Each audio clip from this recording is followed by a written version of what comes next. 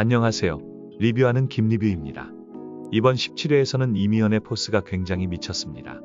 사실 이미연이 앞선 회차에서는 다른 초능력자들에 비해 약해 보이는 부분이 많았지만 이번 17회에서는 다른 모습을 보여주었죠.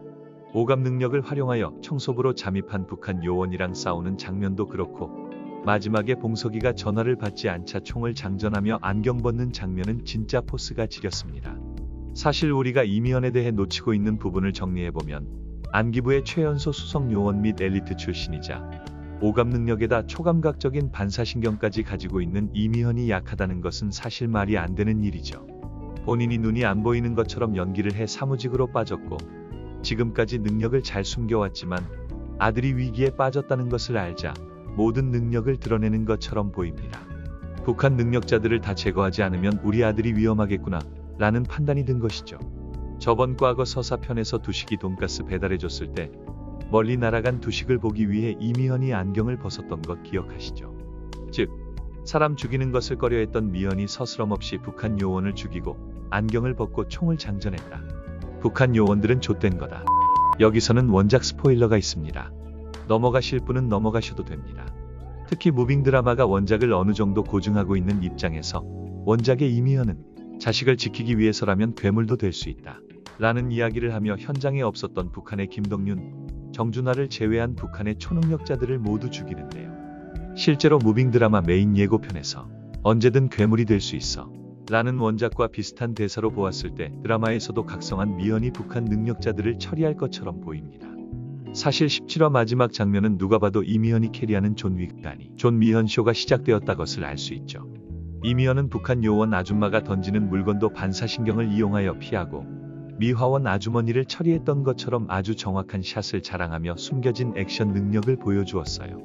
아마 어둠 속에 숨어 오감을 이용해 총을 쏘고 반사신경으로 상대방의 공격은 다 피하며 제압할 것 같네요. 여하튼 남은 드라마는 어떤 내용일지 한번 알아볼게요. 17화 마지막에 박희순이 다 김두식 때문이라는 이야기를 했는데요. 메인 예고편에서 김두식이 북한에서 권총을 들고 날아다니는 장면이 있었는데 아직까지 나오지 않은 것으로 보아 18화는 김두식이 행방불명 됐을 때 북에서 있었던 이야기를 다룰 것 같고요. 심지어 18화의 제목은 남과 북으로 100% 김두식과 북과 관련된 과거 서사가 나올 겁니다. 근데 과거 편 좀 그만해 새끼들아.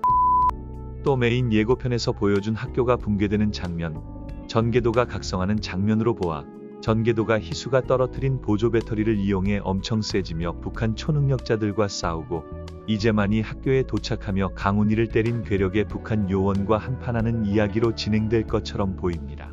다음 주에 마지막 3화가 한 번에 공개를 하는데요. 졸라 빨리 보고 싶... 그렇다면 마지막으로 드라마 무빙 속 숨겨져 있던 떡밥들과 또 떡밥들이 어떤 식으로 회수됐는지 얘기해보도록 하겠습니다. 주관적인 해석이 들어갈 수도 있으니 재밌게 즐기신다는 마음으로 봐주시면 감사하겠습니다. 먼저 장주원 이야기부터 해볼까요? 무빙 5화에 보면 장주원이 치킨을 배달하러 가는 장면이 나옵니다. 여기서 장주원에 대한 복선이 두 가지가 나오는데요. 먼저 첫 번째 복선입니다. 치킨 배달 당시 주원이 건물에서 길을 헤매는 장면이 있습니다. 주원은 치킨 배달 층수를 헷갈려 2층으로 가게 되는데요. 이때 장주원이 심한 길치라는 떡밥을 미리 알려준 것이죠. 이후 10화 구룡포의 과거 서사편 중 지희와 만나는 장면에서도 주원은 길을 잃은 상태였고 결국 지희에게 도움을 요청하게 되죠. 여기서 지희는 주원에게 길을 알려줄 때 교회의 십자가를 보고 가라는 이야기를 하는데요. 아마 계속해서 보이는 십자가의 의미는 방황하던 주원에게 지희는 한 줄기의 구원이 아니었을까 생각합니다. 두 번째 복선입니다. 결국 치킨 배달을 시킨 양아치가 너무나도 막되게 굴자 화가 난 구룡포가 들고 있던 카드를 가지고 한마디 하는 장면이 있습니다. 이때의 대사를 주목해주세요. 아가리 죽 잡아 재뿐다. 카드를 가지고 입을 째는 장면은 실제 구룡포가 자기 조직의 부하였던 민기가 배신을 하자 실제로 민기의 입을 째버린 행동이었죠.